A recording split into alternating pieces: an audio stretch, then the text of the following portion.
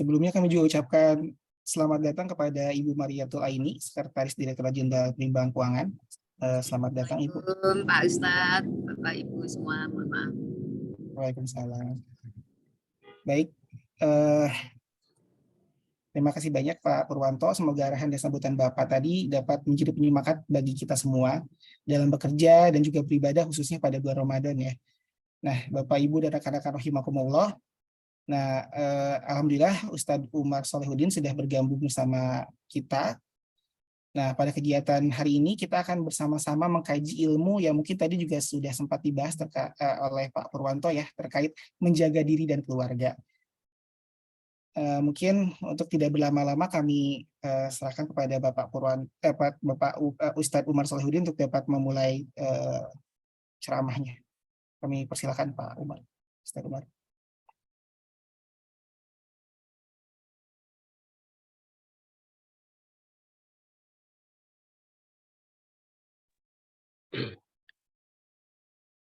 Assalamualaikum warahmatullahi wabarakatuh.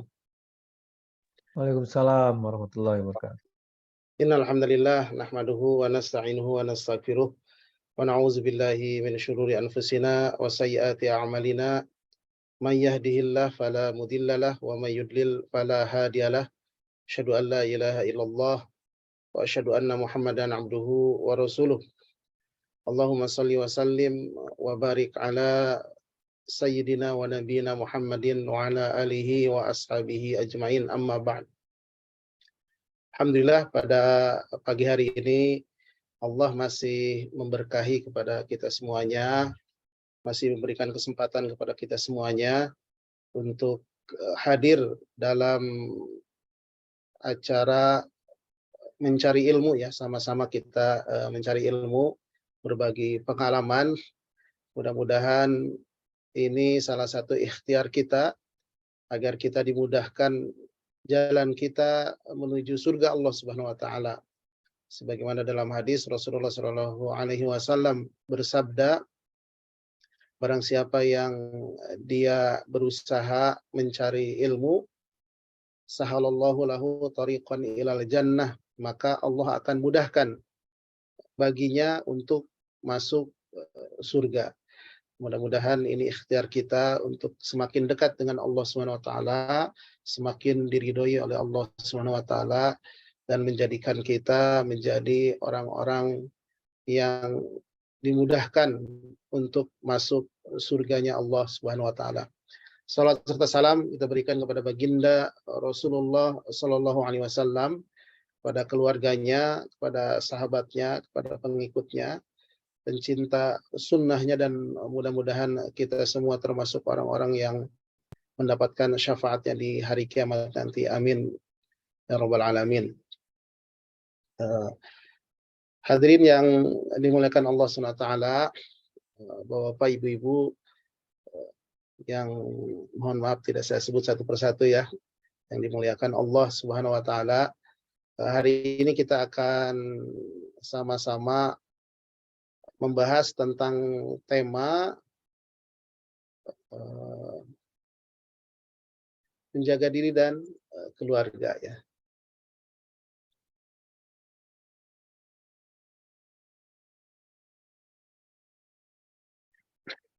Ya, apa itu menjaga diri dan keluarga? Ternyata ada perintahnya ya. Jadi apa yang harus kita jaga?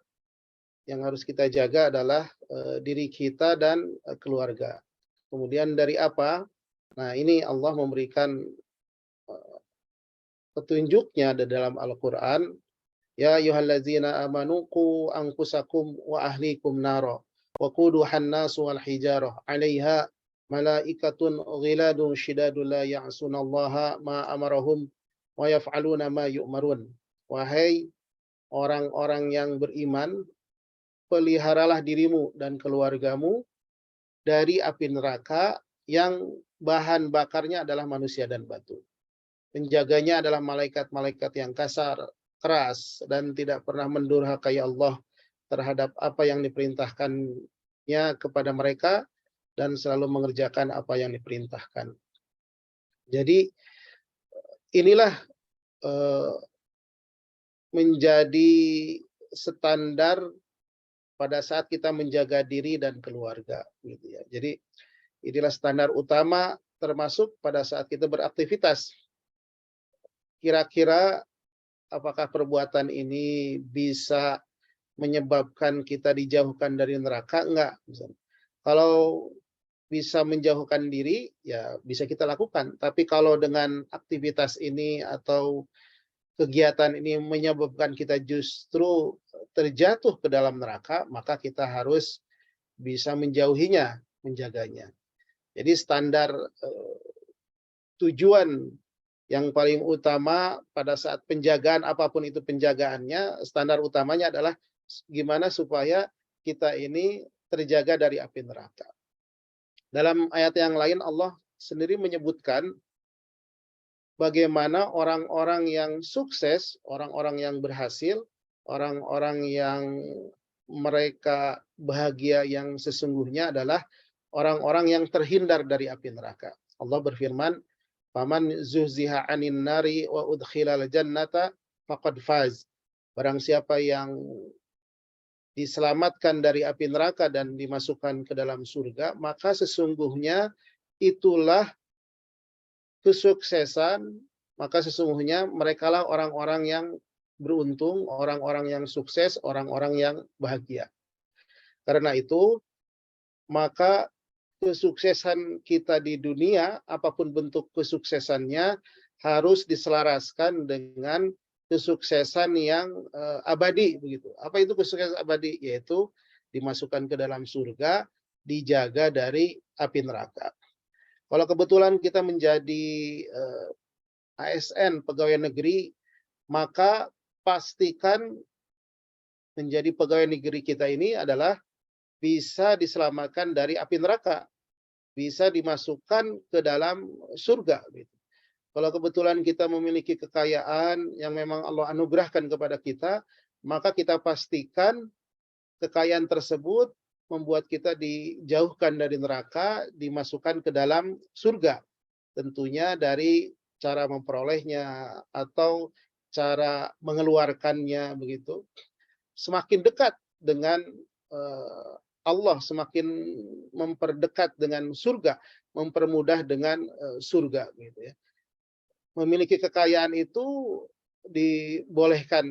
diboleh-boleh saja, begitu. Bahkan dianjurkan, apalagi kalau dalam rangka memiliki kekayaan itu kita untuk menghasilkan sesuatu yang terbaik, berinfak, begitu kan. Berapa banyak para sahabat yang mereka sangat kaya, begitu, dan ternyata dimotivasi oleh Rasulullah, infaknya pun luar biasa besarnya. Bahkan dari 10 orang yang dijanjikan masuk surga, itu rata-rata kekayaannya luar biasa.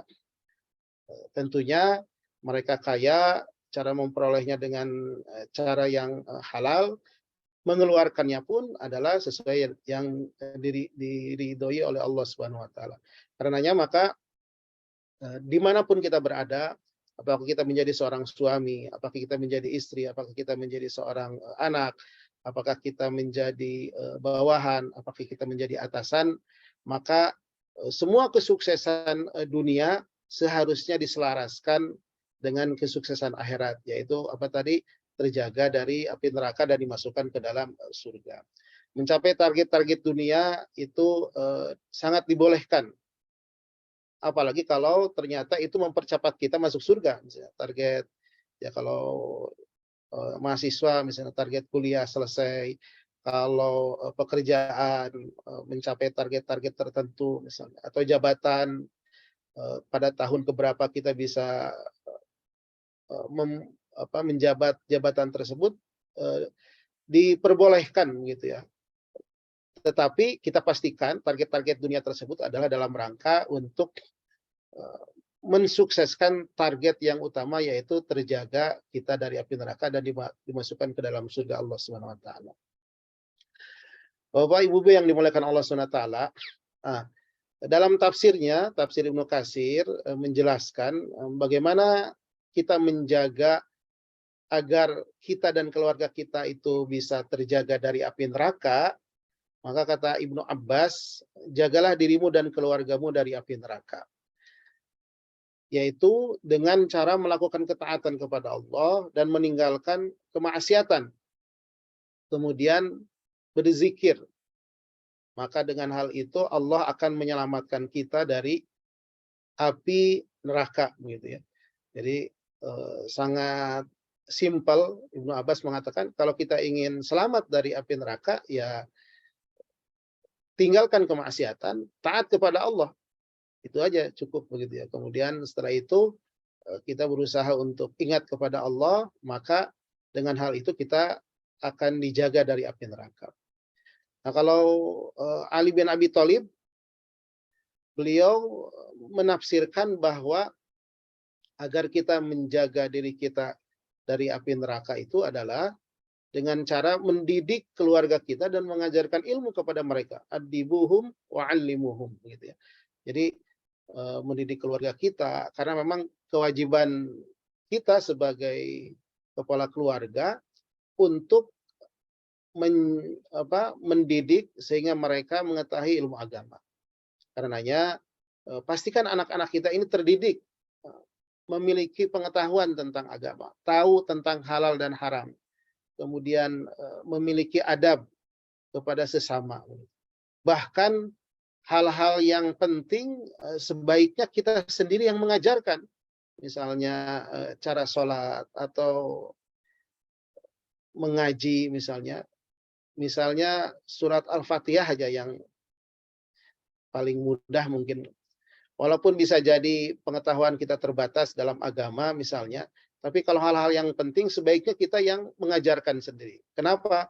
Karena ketika kita mengajarkan kebaikan, kemudian oleh anak kita kebaikan itu terus-menerus dilakukan, maka kita pun akan dapat pahala yang terus-menerus, bahkan ketika kita sudah meninggal pun kita akan dapat pahala yang begitu banyak selama mereka mengamalkan ilmu tersebut. Maka sangat disayangkan misalnya walaupun kita terbatas dalam pengetahuan agama, tapi jangan sampai dikasihkan kepada orang lain ini. Ya, kalau surat Al-Fatihah atau baca-baca doa misalnya, kita aja langsung yang mengajarkan. Maka ketika anak kita membaca surat Al-Fatihah atau kita ajarkan sholat dan dia sholat terus-menerus, pahala sholat dia pun kita bisa mendapatkannya.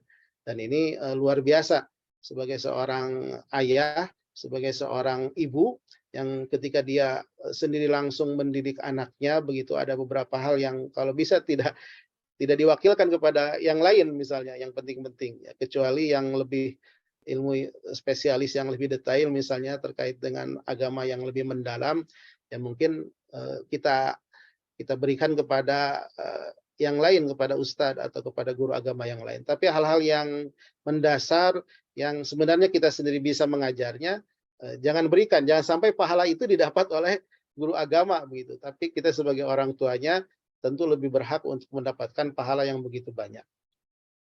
Kemudian pendapat yang lain juga Muqatil dan Ad-Dhahab mengatakan bahwasanya yang dimaksud ayat tadi itu adalah bagaimana sama dengan Ibnu Abbas, ya, mentaati Allah dan mencegah mereka melakukan kemaksiatan. Dalam sebuah peristiwa ada seorang anak kecil bernama Ibnu Abbas, ya. Ibnu Abbas ini dia masih kecil, ya, gulam begitu. Kemudian beliau dibonceng oleh Rasulullah SAW. Kemudian kata Rasulullah, ya gulam, wahai anakku, gitu, aku akan mengajarkanmu beberapa kalimat. Jadi Rasulullah adalah guru yang luar biasa agungnya, ya. Setiap ada momen bisa memberikan kebaikan, maka dia berikan, termasuk dia memberikan nasihat, memberikan wasiat begitu. Sehingga sangat dikenang oleh sang anak ini, Ibnu Abbas. Ibnu Abbas pada saat itu kan masih kecil, ya. Sehingga ya Rasulullah, ya anakku, wahai anakku, ya gulam gitu. Aku akan mengajarimu beberapa kalimat. Apa yang diajarkan oleh Rasulullah atau apa wasiat Rasulullah? Yang pertama adalah ihfadillah yahfadka. Jagalah Allah, niscaya Allah pasti akan menjagamu. Kemudian ihfadillah tajidhu tujahaka. Ini double ini. Kemudian jagalah Allah atau jagalah agama Allah, pasti kamu akan mendapati Allah selalu hadir di hadapanmu. Selalu bersama kita, selalu menolong kita. Idza sa'alta fas'alillah wa idza sta'anta fasta'in billah. Oh, jika kamu memohon, maka mohonlah kepada Allah, dan jika kamu meminta pertolongan, maka mintalah kepada Allah Subhanahu wa taala. Nah, kemudian setelah itu Rasulullah menyebutkan, ketahuilah bahwa sekiranya semua makhluk berkumpul untuk memberikan satu manfaat kepadamu, niscaya mereka tidak akan bisa memberikan manfaat kecuali yang sudah Allah tetapkan untukmu. Juga demikian sebaliknya, jika semua makhluk berkumpul untuk mendatangkan kemadaratan kepadamu, mereka pun tidak akan bisa memadarotkanmu atau membahayakanmu kecuali dengan takdir yang sudah Allah tetapkan, seperti itu. Nah, ini hadis ini sangat luar biasa agung ya, wasiat Rasulullah kepada Ibnu Abbas, bagaimana berwasiat agar kita menjaga agama Allah. Karena sesungguhnya Allah itu kan tidak perlu penjagaan. Jadi yang dimaksud dengan hadis ini adalah menjaga aturan-aturan yang sudah Allah berikan kepada kita. Menjaga kewajiban-kewajiban yang sudah Allah berikan kepada kita. Meninggalkan larangan-larangan yang Allah tetapkan kepada kita.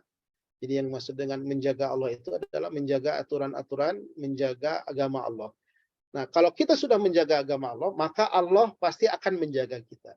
Maka kalau tema kita hari ini agar kita bisa menjaga diri kita, menjaga keluarga kita, salah satunya adalah bagaimana usaha kita menjaga aturan Allah, menjaga agama Allah, begitu. Maka Allah pasti akan menjagamu. Allah pasti akan selalu hadir bersamamu. Selalu hadir bersamamu ini adalah di sini ma'iyatullah, artinya Allah senantiasa bersama kita, senantiasa membantu kita ketika kita dibutuhkan. Pada saat kita kesulitan dalam pekerjaan misalnya, atau dalam rumah tangga, banyak masalah dan lain sebagainya, maka Allah akan selalu hadir menjadi solusi bagi kesulitan kita. Nah, setidaknya ada dua penjagaan ya yang Allah berikan ketika kita taat dengan aturan-aturan Allah atau menjaga agama Allah. Yang pertama adalah Allah akan menjaga kemaslahatan dunia hambanya.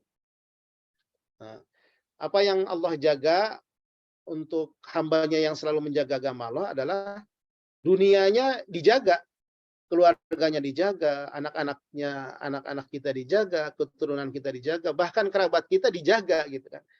Jadi bisa jadi mungkin hari ini kita dimudahkan pekerjaan kita oleh Allah, itu karena amal soleh yang dilakukan oleh orang tua kita. Sehingga Allah berikan rezeki kepada kita.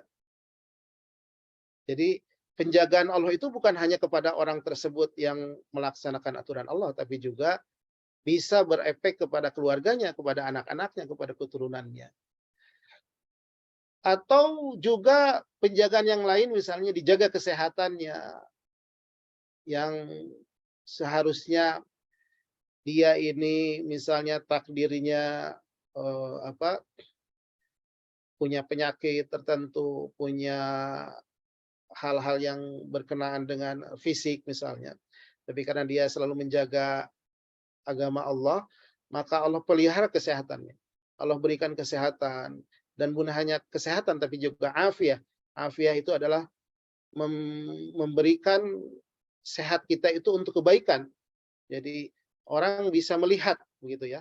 Orang bisa melihat dengan mata, orang bisa mendengar dengan telinga. Tetapi yang dimaksud dengan afiah adalah bagaimana mata tersebut dipergunakan untuk kebaikan, telinga tersebut dipergunakan untuk kebaikan, kemudian tangan tersebut dipergunakan untuk kebaikan. Jadi bukan hanya kesehatan tapi juga afiat. Kemudian Allah juga berkahi hartanya, diselamatkan dari berbagai macam musibah. Kita mungkin seringkali mendengar peristiwa ada sebuah kebakaran pasar, tapi ternyata ada beberapa toko yang bisa selamat dari kobaran api tersebut. Ternyata pas ditanyakan kepada orang tersebut, dia punya amalan-amalan yang selalu dijaga, selalu zakat atau selalu berbuat baik. Nah, bisa jadi itulah bentuk penjagaan Allah terhadap orang tersebut sehingga diselamatkan dari berbagai macam musibah. Seharusnya kita hari ini misalnya kecelakaan pada saat naik motor atau naik mobil, tapi karena kita selalu menjaga agama Allah, maka Allah selamatkan. Mungkin kecelakaannya terjadi, tapi ternyata kita tidak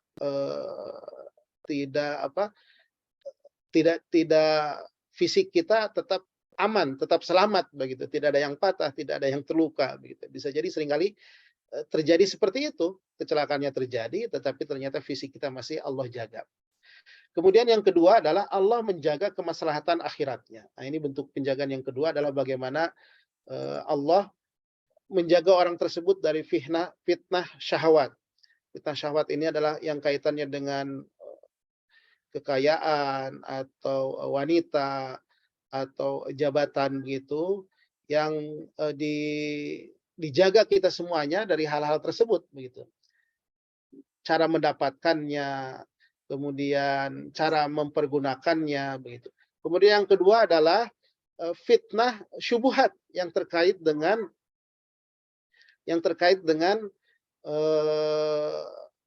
fikrah begitu ya.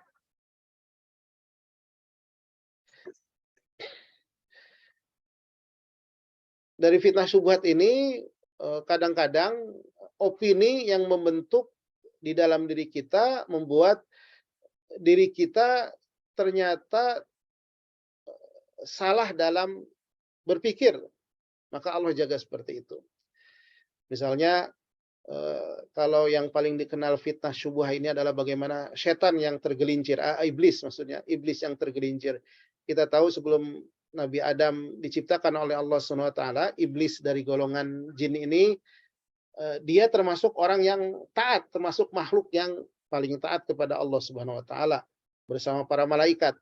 Tapi ketika dia disuruh bersujud kepada Nabi Adam oleh Allah sebagai bentuk penghormatan para makhluk kepada manusia, ternyata iblis menjadi orang yang paling menentang dari perintah tersebut. Dalam pandangan dia merasa dirinya paling baik karena dia terbuat dari api, sedangkan Nabi Adam diciptakan dari tanah begitu ya. Tentu antara tanah dengan api yang paling mulia itu adalah api dalam persepsi iblis. Sehingga dia tidak mau.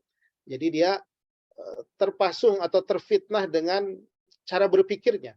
Nah, itulah yang disebut dengan fitnah syubhat begitu ya.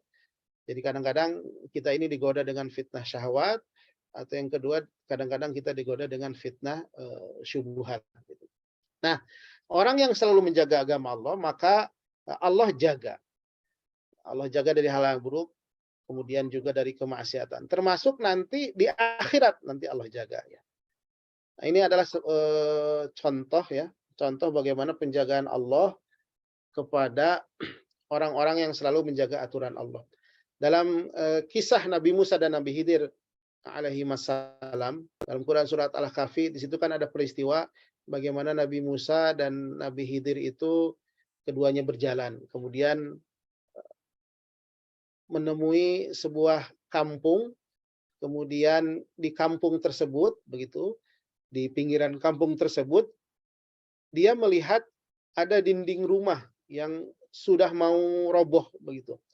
Kemudian oleh Nabi Khidir dan juga berdua sama Nabi Musa, dinding tersebut dibetulkan dengan susah payah, padahal pada saat itu mereka berdua sedang lapar ya.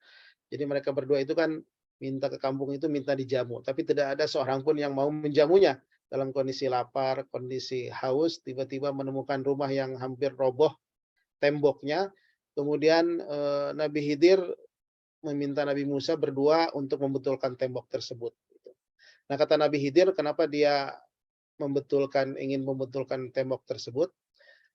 Dijelaskan dalam Al-Quran, wa ammal jidaru fakana li gulamaini yatimaini fil Madinah wa kana tahtahu kanzun lahuma wa kana abuhuma salihah fa arada rabbuka ayyablugo ashuddahuma wa yastakhrija kanzahuma rahmatan mir rabbik. Jadi adapun dinding rumah itu ternyata punya dua orang anak yatim di kota tersebut.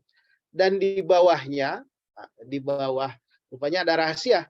Di bawah dinding itu atau rumah yang mau roboh itu, di dalam rumah itu ada harta benda simpanan mereka berdua. Nah, yang menarik adalah wakana abuhuma soliha, dan ayah mereka, kedua orang tua mereka adalah orang yang soleh. Maka Allah ingin, maka Allah menghendaki agar supaya mereka sampai dewasa dan bisa menikmati simpanan tersebut sebagai rahmat dari Tuhan. Ini luar biasa ya. Jadi ada orang tua soleh, kemudian dia meninggalkan anak, dan dia punya kekayaan begitu. Kemudian Allah jaga keturunannya karena kesolehan orang tua tersebut. Allah jaga keturunannya, kedua anaknya. Bahkan Allah mendatangkan Nabi Musa dan Nabi Khidir, sehingga kedua anak itu nanti kalau sudah besar bisa menikmati kekayaan yang dulu diperoleh oleh orang tuanya. Maka ini pun memberikan pesan kepada kita, selama kita menjadi orang yang menjaga aturan Allah, maka pasti Allah akan menjaga kita. Bahkan bukan hanya kita yang dijaga, begitu ya, rezeki kita yang dijaga, ternyata orang-orang yang berinteraksi dengan kita, yang ada kaitannya dengan kita, bisa jadi memiliki efek dijaga karena kesolehan kita. Anak kita, keturunan kita. Karena itu jangan khawatir kalau kita soleh, kalau kita beriman kepada Allah, jangan khawatir anak keturunan kita itu kelaparan, pasti Allah menjaganya. Dalilnya adalah ini ya, dalilnya adalah bagaimana Allah menjaga dua orang anak yatim disebabkan kedua orang tuanya sangat soleh. Bahkan di sini ya sampai didatangkan sekelas Nabi Musa dan Nabi Khidir begitu ya. Dan Nabi Musa ini nabi yang termasuk ulul azmi begitu, 5 nabi atau 5 rasul terhebat, dan Allah datangkan untuk menjaga harta dikarenakan orang tuanya yang soleh. Maka orang-orang soleh yang lain pun pasti Allah akan datangkan tentara-tentaranya untuk bisa menjaga dirinya, menjaga keluarganya, menjaga keturunannya.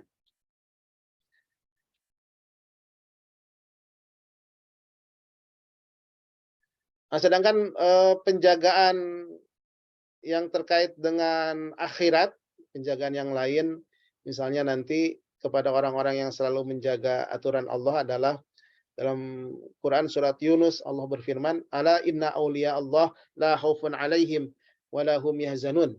Alladzina amanu wa kanu yattaqun lahumul busyra fil hayatid dunya wa fil akhirah la tabdila li kalimatillahi dzalika huwal fawzul 'adzim." Ingatlah wali Allah itu tidak ada rasa takut pada mereka dan mereka tidak bersedih. Siapa wali-wali Allah itu? Yaitu orang-orang yang beriman dan senantiasa bertakwa. Apa yang Allah berikan kepada wali-wali Allah? Bagi mereka berita gembira dalam kehidupan di dunia dan di akhirat. Dan tidak ada perubahan bagi janji-janji Allah, itulah kemenangan yang agung. Jadi di sini Allah jaga lahumul busyra. Allah berikan berita gembira kepada mereka di kehidupan dunia dan kehidupan akhirat.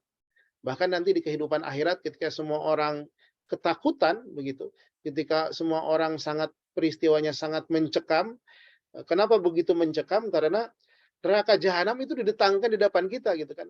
Dalam Quran Allah berfirman, waji'a bi jahannam, dan didatangkan neraka jahanam. Yauma idzi yatadakkarul insanu wa anna lahu dzikra. Pada saat itu manusia teringat dengan apa yang sudah dia lakukan dan dia menyesal, kenapa dulu saya tidak berusaha untuk menjadi orang baik. Bahkan orang baik pun menyesal, kenapa saya dulu tidak maksimal dalam melaksanakan amal solehnya. Jadi kalau di dunia infaknya cuma 1 juta 2 juta, kenapa dulu saya infaknya 3 juta gitu kan. Kalau orang yang tidak pernah berbuat baik, orang-orang kafir, orang munafik, dia sangat menyesal, kenapa dulu saya tidak beriman. Orang beriman pun menyesal kenapa tidak maksimal dalam keimanannya. Nah, bagi orang-orang yang beriman, bagi orang-orang yang melakukan kebaikan, maka dihilangkan rasa sedihnya. La yahzunuhumul fazaul akbar wa tatalaqahumul malaikah. Hada yaumukumul ladzi kuntum tu'adun. Kejutan yang dahsyat itu tidak membuat mereka bersedih dan para malaikat akan menyambut mereka dengan ucapan, inilah harimu yang telah dijanjikan kepadamu. Jadi betul-betul Allah menjaga mereka di hari kiamat. Bahkan kita tahu di hari kiamat itu ada yang satu harinya itu 50.000 tahun. 50.000 tahun. Ada yang satu harinya sebanding dengan 1000 tahun di dunia. Wa kana yauman indallahi ka alfi sanatin mimma ta'udun. Satu harinya 1000 tahun dengan ukuran di dunia. Tetapi ada yang satu harinya 50.000 tahun. Ta'rujul malaikatu warruhu fi yaumin kana miqdaruhu khamsina alfasan. 50.000 tahun. Nah, pada saat kondisi 50.000 tahun itu orang dibiarkan di hari kiamat. Sehingga orang-orang pada hayran, pada kebingungan begitu. Menunggu 50.000 tahun, waktu yang sangat lama. Tetapi ternyata bagi orang-orang beriman itu dipercepat. Dalam hadis yang lain itu seperti antara waktu duhur dengan asar, begitu cepat begitu ya. Antara duhur asar kan kita tidak terlalu lama gitu ya. Begitu cepat. Beda dengan orang-orang yang tidak beriman, Allah betul jadikan mereka sama seperti mereka menunggu waktu 50.000 tahun untuk mereka bisa diadili dan setelah itu mereka dimasukkan ke dalam neraka. Tetapi orang-orang beriman dipermudah. Dan itulah bentuk penjagaan dikarenakan mereka di dunia selalu menjaga aturan Allah. Ya, tadi disebutkan dalam ayatnya bahwasanya wali Allah itu adalah orang yang tidak takut, tidak pernah bersedih. Siapa? Alladzina amanu wa kana yattaqun. Nah, kita ini sangat memungkinkan untuk menjadi wali Allah gitu ya. Dalam hadis dijelaskan bagaimana Allah berfirman. Jadi hadisnya disebut dengan hadis qudsi ya. Qala Rasulullah sallallahu alaihi wasallam, innallaha ta'ala qala, sesungguhnya Allah berfirman. Ini hadis-hadis qudsi, man 'adali waliyan faqad adantuhu bil harb. Barang siapa yang memusuhi waliku, sesungguhnya aku mengumumkan perang terhadapnya. Artinya berarti wali-wali Allah ini sangat dicintai oleh Allah, sehingga Allah sendiri yang mengumumkan perang. Tapi siapa wali-wali Allah ini? Ternyata wali-wali Allah ini bukan tidak dibatasi pada golongan tertentu. Kita pun bisa menjadi wali-wali Allah. Apa? Nah, hadis selanjutnya adalah wa ma taqarraba 'abdi bi syai'in ahabba ilayya mimma aftaradtuhu alaihi.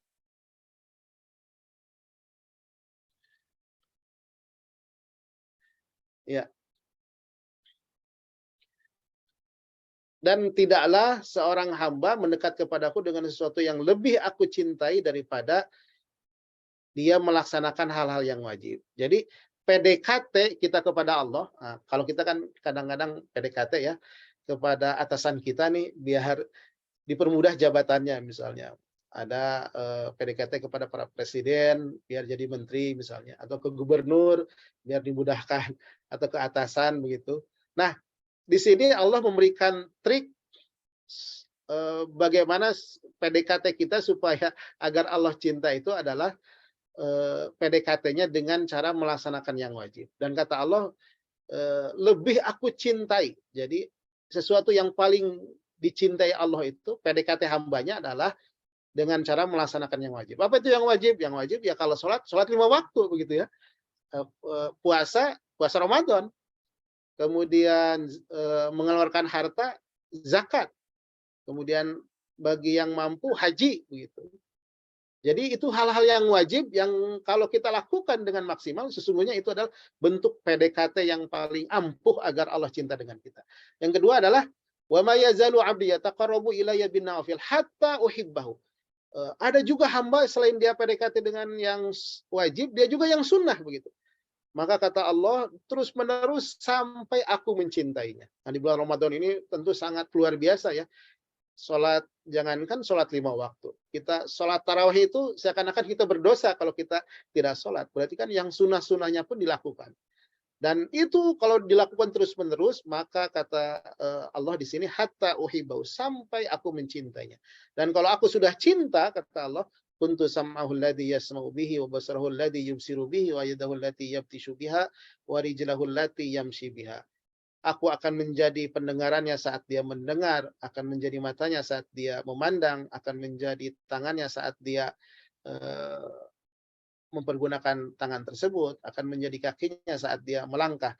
Artinya di sini ma'iyatullah. Allah selalu bersama kita. Sesuai dengan hadis yang sebelumnya, ihfadillah tajid tujahaka. Kita dapati Allah ada terus bersama kita gitu kan.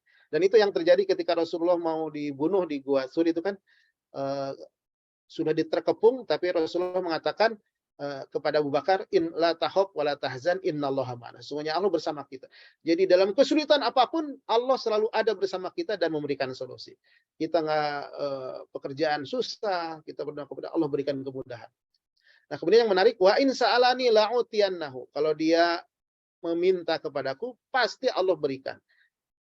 Kalau dia meminta perlindungan kepadaku, pasti aku melindungi. Kalau dia berdoa, Allah akan kabulkan. Dan inilah para orang-orang yang diijabah doanya adalah para wali Allah. Para wali itu alladzina amanu wa kanu yattaqun, orang-orang beriman. Dan kita bisa memungkinkan menjadi para wali Allah. Jadi para wali Allah itu bukan hanya yang memiliki karomah tertentu saja begitu ya, atau keutamaan, tetapi siapapun kalau dia beriman kepada Allah, bertakwa kepada Allah, sesungguhnya mereka adalah para wali Allah. Ya, ini jangan sampai kita terjadi di hari kiamat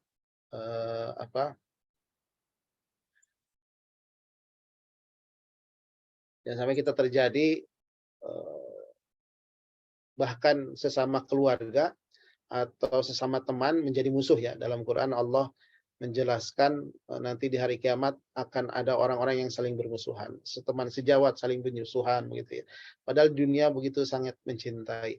Di akhirat ternyata summa yaumal qiyamati yakfuru ba'dukum bi ba'di wa yal'anu ba'dukum ba'do. Jadi di akhirat nanti kalian saling mengingkari sebagian yang lain, bahkan saling melaknat sebagian yang lain. Nah, ini jangan sampai terjadi. Bahkan termasuk dengan keluarga gitu ya. Dengan keluarga itu ketika di akhir akhirat, ketika bahkan kita pun sangat menjauh gitu. Yauma yafirul mar'u min akhi wa ummihi wa abi wa sahibatihi wa banihi likulli imri'in minhum yauma idzin sya'nu yughnih. Ketika manusia lari dari saudaranya, ibu bapaknya, istri dan anaknya. Padahal ketika meninggalkan itu lama nggak ada lama tidak bertemu. Orang seharusnya pada saat bertemu dengan orang yang dulu sangat dicintai seharusnya senang begitu kan. Tapi ternyata ini tidak gitu ya. Di hari kiamat justru ingin jauh. Jadi keterputusan antar anggota keluarga atau perseteruan antara suami istri saling menyalahkan. Istri menyalahkan suaminya. Kenapa suaminya tidak membimbing sesuai ajaran agamanya gitu. Suami pun menyalahkan istri, mengapa diam saja malah mendukung berbuat dosa gitu. Seharusnya ketika suami mau melakukan korupsi misalnya, istri seharusnya melarangnya, bukan manas-manasin supaya suami itu melakukan korupsi begitu ya. Jadi bahkan seharusnya istri mempertanyakan, ini dari mana ini hartanya, ini uang ini dari mana begitu. Jadi istri yang baik itu adalah yang membimbing suaminya, bukan malah sebaliknya memprovokasi suaminya untuk mencari harta-harta yang haram. Nah, keluarga yang seperti itu nanti akan saling berlepas di hari kiamat gitu. Dan itu yang kita tidak inginkan, saling menyalahkannya. Nah, target kita dalam berkeluarga tentunya ini satu saja ya, bagaimana kita bisa bereuni kembali dengan keluarga gitu ya. Bahkan ketika Allah mempersilahkan udhulul jannata antum wa azwajukum tuhbarun, masuklah ke dalam surga kamu dan istri-istri kamu digembirakan. Dalam Quran surat Ar-Ra'd ayat 23 dan 24 Allah juga berfirman, surga Aden mereka masuk bersama orang-orang soleh dari ibu bapaknya, kakek neneknya, pasangannya, istrinya, anak cucunya begitu ya. Jadi reunian masuk surga semua. Jangan sampai ada yang masuk neraka gitu. Karena kan tadi kan kita menjaga diri kita dan keluarga, jangan sampai ada yang masuk neraka. Semuanya masuk surga. Bahkan disambut oleh malaikat, salamun alaikum bima sobartum fanima uqbadar. Selamat sejahtera atas karena kesabaran kamu, maka alangkah nikmatnya tempat kesudahan itu. Ya, kita berusaha bertahan dalam pekerjaan, misalnya ada hal-hal yang memang itu tidak diperbolehkan syubhat, ya kita bertahan. Maka kesabaran kita atas bertahan tersebut dalam kondisi tetap konsisten istiqomah begitu ya, itu akan mendapatkan pahalanya nanti di hari kiamat, akan diucapkan oleh malaikat, salamun alaikum bima sabartum fani'ma uqbadar. Terakhir ya, dengan cara kita menjaga itu adalah yang pertama membekal kita dengan ilmu sebagaimana Ali bin Abi Thalib, kemudian yang kedua mengajak keluarga melakukan ketaatan, melarang keluarga melakukan kemaksiatan. Jadi 3 hal ini mudah-mudahan menjadikan kita selalu terjaga gitu. Nah, dalam pekerjaan kadang-kadang terakhir ini ya, kadang-kadang kita memahami bekerja itu adalah sesuatu yang mubah. Ternyata dalam Islam ketika seseorang bekerja dan diniatkan untuk sesuatu yang mulia, maka itu pahalanya sama seperti orang yang berjuang di jalan Allah, berjihad di jalan Allah gitu ya. Jadi pahalanya luar biasa agungnya begitu. Kata Rasulullah, "In kana kharaja yas'a ala waladihi sigharan fahuwa fi sabilillah." Kalau saja orang tersebut dia bekerja berangkatnya untuk menafkahi anak-anak yang masih kecil, maka sesungguhnya dia bekerjanya itu sama seperti sedang berjihad di jalan Allah, berjuang di jalan Allah. Kemudian jika orang itu bekerjanya berangkatnya untuk memberi nafkah untuk kedua orang tuanya, in kana kharaja yas'a ala abawaini syaikhaini kabiraini fahuwa fi sabilillah. Dia juga itu dalam berjuang di jalan Allah Subhanahu wa taala begitu ya. Maka dia juga di jalan Allah. Kemudian kalau dia juga berangkat kerjanya itu dalam rangka ya'ifuha, tidak meminta-minta, ya, kalau sudah bekerja kan nggak minta lagi sama orang tua gitu, minta-minta. Beda dengan pengangguran. Maka Allah mengkategorikan orang yang bekerja seperti itu juga sama fisabilillah. Nah, tetapi ingat, wa in kana kharaja yas'a riya'an wa mufakhratan fahuwa fi sabili syaitan. Kalau saja dia bekerja itu dalam rangka untuk pamer dan berbangga diri, maka itu di jalan setan. Nah, ini mengingatkan saya begitu ya. Jadi kalau kita punya kekayaan ya jangan dipamer-pamer karena bikin bikin iri ya. Kecuali mungkin hal-hal yang memang terlihat begitu kan, terlihat dalam arti ya kita pun berinfak banyak dan lain sebagainya misalnya, secukupnya begitu. Karena di sini Rasulullah mengingatkan kita nih, kalau ada orang bekerja itu dalam rangka untuk pamer, terhormat, punya kekayaan, diperlihatkan begitu ya, atau yang kejadian yang terjadi di medsos belakangan ini misalnya, untuk bangga-bangga sehingga membuat ada pihak-pihak yang tidak senang begitu ya. Maka kata Rasulullah bahwa fisabili syaitan ini berat ini. Jadi bukan fisabilillah lagi tapi ini dia sedang berada di jalan setan. Artinya dia tergelincir oleh setan. Yang seharusnya kekayaannya itu mendekatkan dia kepada Allah, memudahkan dia ke dalam surga, justru dijadikan ajang untuk menjadi kesombongan dan lain sebagainya, dan itu adalah terlarang. Saya kira itu saja mungkin, mudah-mudahan kita semuanya. Silakan kalau ada yang terkait dengan pertanyaan tadi, sudah lebih 4 menit, mohon maaf ini. Ya, jazakallah khairan Hasir. Ustaz, atas penyampaian materinya sangat menarik. Ini ada beberapa yang saya catat, Ustaz. Mungkin sedikit juga merangkum ya, kayak standarnya menjaga diri dan keluarga itu adalah menjaga dari api neraka ya Ustaz. Ya. Jadi memang kita harus tadi ya sesuai dengan hadis hadis dari Ibnu Abbas ya, untuk tetap taat, hindari maksiat, dan juga banyak-banyak berzikir, dan juga menambah ilmu sesuai yang disampaikan oleh Ali bin Abi Thalib. Silakan Bapak Ibu sekalian, masih ada waktu. Sekiranya ada yang ingin ditanyakan, kami persilakan mungkin untuk 2 orang penanya terlebih dahulu. Silakan Bapak Ibu.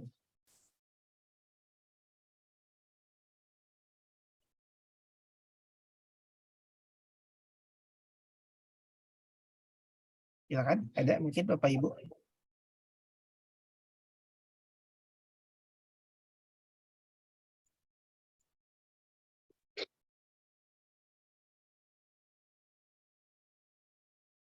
Mungkin izin saya juga. Silakan yang mau nanya, jangan malu-malu, Oh, ya. jangan sungkan-sungkan. Mau enggak? Silakan Bang Bapak ada Ibu Ustaz Umar sekalian. nih. Iya, Pak. Izin Baik. masalah. Oh, silakan Pak Sukma. Izin off kamera ya karena sinyalnya kurang bagus. Assalamualaikum Pak Ustadz. Assalamualaikum warahmatullahi wabarakatuh. Izin bertanya nih Pak Ustadz terkait pembinaan atas keluarga ya Pak Ustadz. Kalau seandainya kita sudah sebagai orang tua sudah berupaya untuk memberikan atau mengajarkan syariat Islam kepada anak, dari usia dini, namun mungkin karena pengawasan yang kurang bagus dari orang tua sehingga anak tersebut terpengaruh oleh lingkungan permainan atau perkumpulan dia gitu, sehingga banyak hal-hal yang dilakukan yang di luar syariat atau dilarang oleh syariat.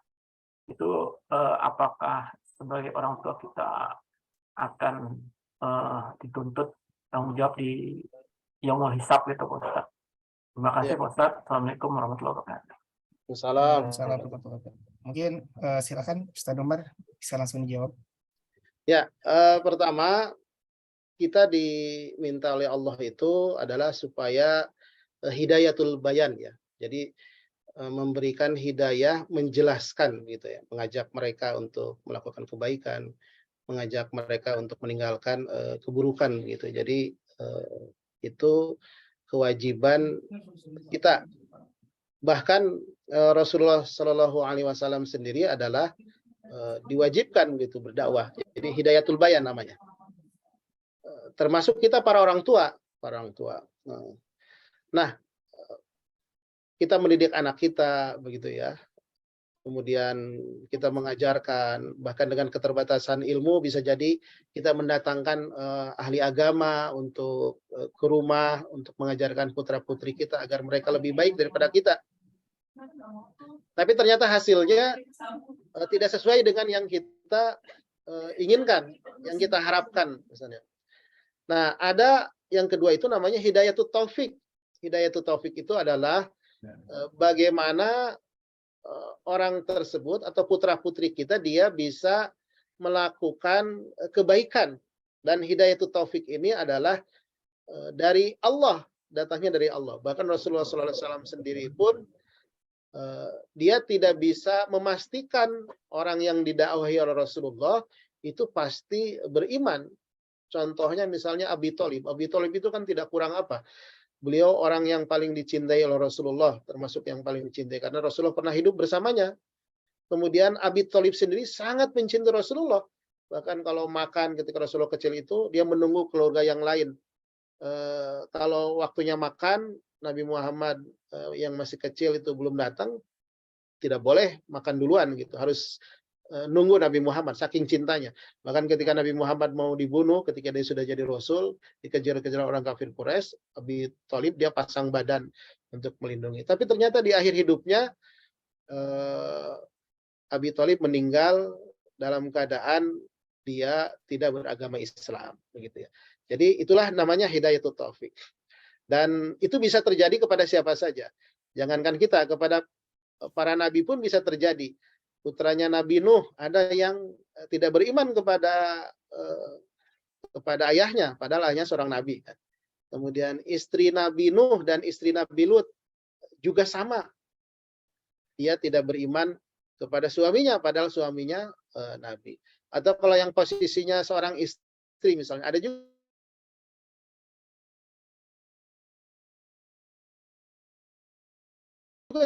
suami yang tidak selalu itu, termasuk wanita yang sangat sempurna bahkan dipuji oleh Allah begitu kan, tapi ternyata tidak sesuai dengan suaminya. Suaminya Firaun ke neraka, istrinya ke surga. Dalam kondisi-kondisi seperti itu memang hidayatut taufik itu datangnya dari Allah. Karena itu maka pada saat kita mendidik putra-putri kita harus selalu selalu menghadirkan atau meminta tolong kepada Allah Subhanahu wa taala.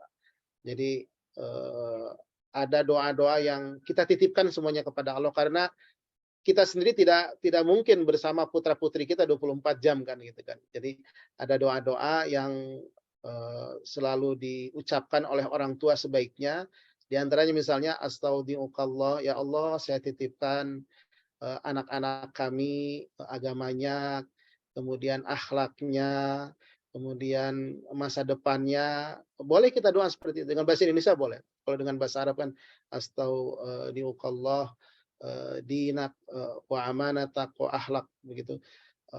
Dengan bahasa Indonesia kita sangat diperbolehkan gitu. Ya Allah, saya titipkan kepadamu putra-putri saya, agamanya, akhlaknya, moralnya, begitu kan, masa depannya, rezekinya, gitu. Kalau sudah dititipkan kepada Allah, pasti tidak ada yang sia-sia. Jadi kita sudah didik, setelah itu kita semuanya serahkan kepada Allah. Dan ketika sudah seperti itu, maka ketika di hari kiamat pun kita bisa berhujjah begitu ya, bahwasanya kita sudah selesai tugas kita. Tugas kita apa? Tadi hidayatul bayan, memberikan pemahaman yang baik kepada istri kita, kepada anak kita, kepada keturunan kita, dan kita sudah lakukan. Sehingga tidak ada lagi seorang anak menyeret bapaknya begitu kan. Jadi kan bisa jadi ketika seorang anak yang dia takdirnya masuk neraka, pada saat dia mau masuk neraka itu siapapun orangnya pasti dia akan menarik begitu ya. Ya mungkin di dunia, jangankan di akhirat ya, di dunia itu ketika sudah ditangkap oleh KPK, dia berusaha untuk menarik orang-orang jangan sampai dia sendirian yang kena hukum begitu kan. Apalagi nanti di akhirat dia akan tarik pengikut, akan menarik pemimpinnya supaya kalau dia masuk neraka begitu. Seorang istri akan menarik suaminya, seorang anak akan menarik bapaknya dan mengatakan, "Ya Allah, saya masuk neraka ini gara-gara bapak saya yang tidak pernah mengajarkan saya. Ya Allah, saya seperti ini dikarenakan istri saya yang memprovokasi saya untuk berkorupsi," misalnya. Si sang istri pun akan berhujah yang sama begitu. Dalam Quran kan tadi dijelaskan al-akhilau yaumidin ba'duhum li ba'din adu. Pada hari ini saling bermusuhan illal muttaqin, kecuali orang-orang yang bertakwa. Orang yang bertakwa justru akan saling menyelamatkan. Pada saat kita misalnya karena kekurangan amal kita mau dilemparkan ke dalam neraka, dan putra kita ternyata luar biasa, kita mendidik dia menjadi hafal Quran, bisa memberikan syafaat. Putra kita akan mengatakan, "Ya Allah, saya masuk surga ini karena orang tua saya." Maka berikanlah surga kepada orang tua sehingga kita bisa terselamatkan dikarenakan penyelamatan oleh orang-orang yang kita orang-orang yang beriman begitu ya. Sama yang punya teman yang atas dasar kesolehan begitu, sering mengingatkan di dunia, ketika di akhirat nanti itu kan dia akan mencari teman-temannya di surga. Dulu saya pernah satu kajian misalnya, ini dulu saya pernah kajian, kok nggak ada di surga nih, maka akan meminta kepada Allah, "Ya Allah, saya dulu pernah punya teman di dunia, sholat bersama kami, puasa bersama kami, dan sebagainya." Maka kata Allah dalam hadis kursinya itu, "Carilah temanmu di neraka dan angkatlah dia," begitu. Jadi disuruh masuk ke dalam surga. Itulah pentingnya syafaat dari orang-orang soleh. Karenanya kalau kita sudah punya teman orang soleh, walaupun mungkin bawel dalam tanda kutip ya, saya sering mengingatkan, jangan pernah diputuskan, karena bisa jadi dialah yang menyelamatkan kita nanti di akhirat. Jadi kalau kita sudah tadi memberikan hidayatul bayan, ternyata putra-putri kita belum bisa mendapatkan taufiknya, maka itu sudah di luar di luar batas kemampuan kita, karena semuanya hidayatul taufik itu adalah hanya milik Allah. Tetapi secara pertanggungjawaban di akhirat kita sudah melaksanakannya di hadapan Allah. Allahu a'lam. Baik. Mungkin sudah cukup ya Pak Sukma. Terima kasih banyak. Syukron, Ustaz. Tuan. Terima kasih banyak Ustaz Umar. Mungkin kita cukupkan nih untuk sesi tanya jawabnya atau pertanyaan terlebih dahulu. Tapi mohon izin Ustaz, sebelum kita melanjutkan acara, kami ada sedikit yang ingin disosialisasikan terkait event Ramadan Challenge ya. Nah ini mohon untuk Bapak Ibu dapat stay di Zoom sebelum nanti kami mohon Ustadz untuk menutup dengan doa. Di sini sudah ada Sukma, mungkin kami persilakan untuk menyampaikan sosialisasinya. Sukma, mohon izin sebentar ya Ustadz. Silakan Sukma. Baik, terima kasih Mas Fala. Assalamualaikum Bapak Ibu dan juga Ustadz Umar. Mohon izin waktunya sebentar. Nah, sebelumnya saya mohon bantuan kepada Mbak Ais untuk share screen. Baik, terima kasih. Baik, Bapak Ibu. Jadi di sini seperti Ramadan sebelumnya, DJPK menyelenggarakan lomba bagi anak pegawai maupun PPNPN DJPK. Untuk lombanya sendiri ada 2 jenis. Yang pertama yaitu voice over, yang kedua adalah hafalan surat. Untuk voice over nanti teksnya akan disediakan oleh panitia. Sedangkan untuk hafalan surat nanti ada 3 kategori. Yang pertama itu adalah usia di bawah sampai dengan 5 tahun, kemudian 6 sampai 10 tahun, yang ketiga 11 sampai 15 tahun.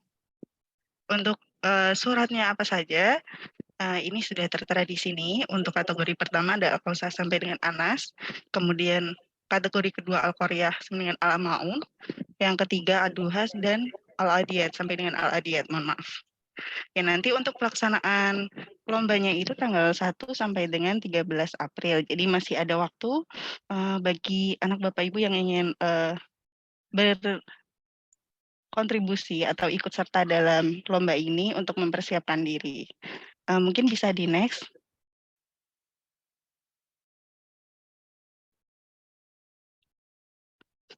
Baik, untuk ketentuan pesertanya, ini sebagaimana disebutkan sebelumnya, ini merupakan anak pegawai atau PPN-PN DJPK.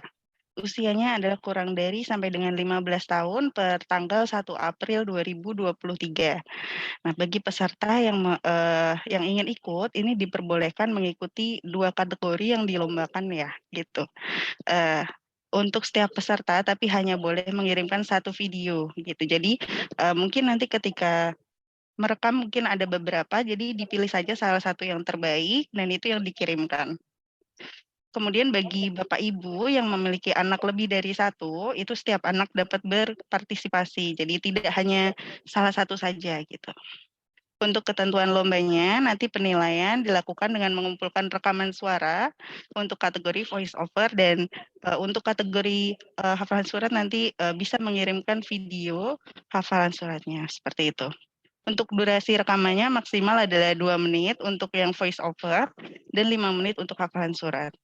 Untuk rekaman nanti disubmit melalui tautan yang telah kami sediakan, yaitu s.id/aku_ikut_lomba. Untuk ketentuan lebih lanjutnya dapat diakses melalui s.id/RC 1444 Hijriah. Oke, bisa di next. Nah, untuk ketentuan lomba voice over, untuk teks sudah disediakan oleh panitia. Nanti ada 2 teks, jadi peserta bisa memilih salah satu teksnya, ya, jadi mengirimkan salah satu saja, dan juga hanya 1 video ya, seperti itu. Untuk file lombanya yang dikirim kepada panitia ini nanti berupa rekaman suara, durasi maksimal 2 menit dan size-nya maksimal adalah 10 MB. Untuk kriteria penilaiannya nanti yang disorot adalah vokal, intonasi, dan juga pelafalannya. Jadi kejelasan artikulasi seperti itu. Untuk rekaman nanti disubmit melalui tautan s.id/aku_ikut_lomba. Selanjutnya untuk yang lomba hafalan surat, nanti rekamannya berupa video, direkam dengan orientasinya portrait, jadi jangan landscape, mohon untuk diperhatikan. Kemudian yang kedua, video menampilkan wajah peserta dengan jelas dan juga proporsi dari wajah sampai dengan badan. Jadi tidak perlu sampai kaki ya Bapak Ibu ya. Kemudian yang ketiga, file rekaman nanti dikirim kepada panitia, durasi maksimal 5 menit, size-nya maksimal adalah 100 MB. Untuk kriterianya, apa saja yang akan disoroti, yaitu yang pertama ada tajwid, kemudian ada pelancaran membaca dan juga makhrajnya. Untuk rekaman sama disubmit melalui tautan yang sama seperti tautan untuk voice over. Selanjutnya. Baik Bapak Ibu, di sini mungkin nanti akan ada contoh teks voice over. Iya. Mungkin kita bisa coba dengarkan ya, ini contoh yang sudah kami siapkan, mungkin bisa menjadi gambaran bagi anak ibu dari pegawai maupun PPN-PN. Ramadan adalah bulan yang indah. Di dalamnya terdapat kehangatan dan ramah tamah. Di dalamnya pula terdapat semangat dan ketulusan untuk mencapai berkah. Mari kita jalani hari dengan hati yang suci. Dengan hati yang suci, semoga kita mendapat ridho ilahi. Selamat menjalankan ibadah puasa Ramadan. Semoga Allah memberkahi kita dengan segala kelancaran. Untuk yang kedua, baik, mohon di-play. Selamat datang di bulan Ramadan, bulan kedamaian yang penuh tantangan untuk mencapai keberkahan. Mari beribadah dengan hati, tinggalkan sedih yang membebani, agar kita bisa menjalankan keindahan bulan suci. Selamat menunaikan ibadah puasa. Mari terus menjadi manusia yang lebih baik dari masa ke masa. Baik, itu adalah beberapa contoh yang telah kami siapkan. Jadi nanti mungkin bisa menjadi gambaran untuk anak-anak dari Bapak Ibu yang ingin berpartisipasi. Mungkin itu saja dari kami. Selebihnya nanti akan kami share juga ke Bapak Ibu melalui grup WhatsApp yang ada di masing-masing direktorat. Seperti itu. Terima kasih waktunya. Wassalamualaikum warahmatullahi wabarakatuh. Kami kembalikan ke Mas Falah. Terima kasih Mas Falah. Terima kasih Sukma. Wassalamualaikum warahmatullahi wabarakatuh. Begitulah Bapak Ibu sekalian, sekiranya ada anak-anaknya yang mungkin ingin memeriahkan Ramadan di JPK, dapat mengikuti Ramadan Challenge tersebut. Tapi mohon maaf Ustadz Umar belum bisa ikut anaknya Pak Ustadz, khusus pegawai di JPK. Insyaallah, siap. Mungkin kita sudah berada pada ujung acara. Sebelum ditutup, mungkin kami mohon bantuannya Ustadz Umar untuk memimpin doa. Kepada Ustadz Umar kami persilakan. Bismillahirrahmanirrahim. Marilah sama-sama kita berdoa kepada Allah SWT. Mudah-mudahan di bulan Ramadan ini Allah mudahkan kita semuanya untuk melakukan sebanyak mungkin aktivitas amal soleh kita, sehingga Allah mengampuni kita, memberikan maghfirah, memberikan ampunannya.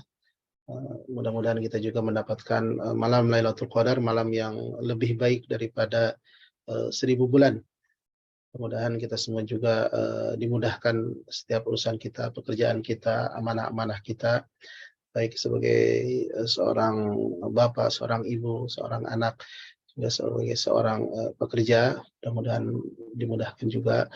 Dan tentunya tidak lupa kita juga berdoa untuk kebaikan negeri kita, mudah-mudahan selalu aman sentosa, jadi negeri yang baldatun thayyibatun wa rabbun ghafur.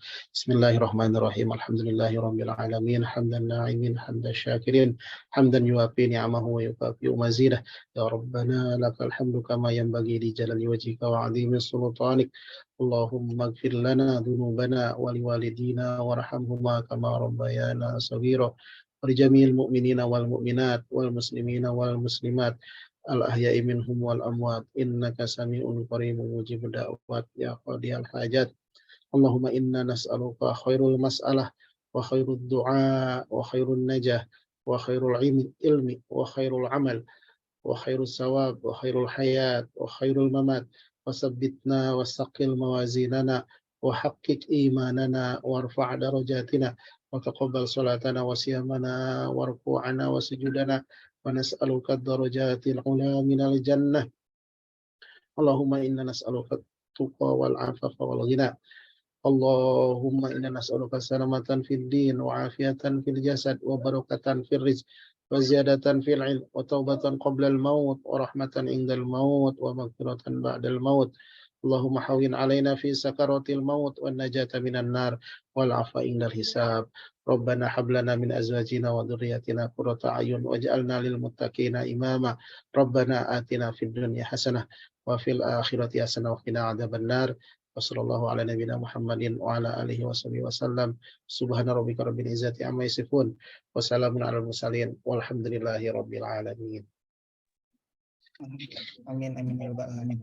Terima kasih banyak Ustadz Umar Shalihuddin atas materinya, atas ilmu yang telah diberikan. Semoga menjadi ganjaran pahala yang terbaik untuk Ustadz dan juga menjadi ilmu yang bermanfaat untuk kami semua.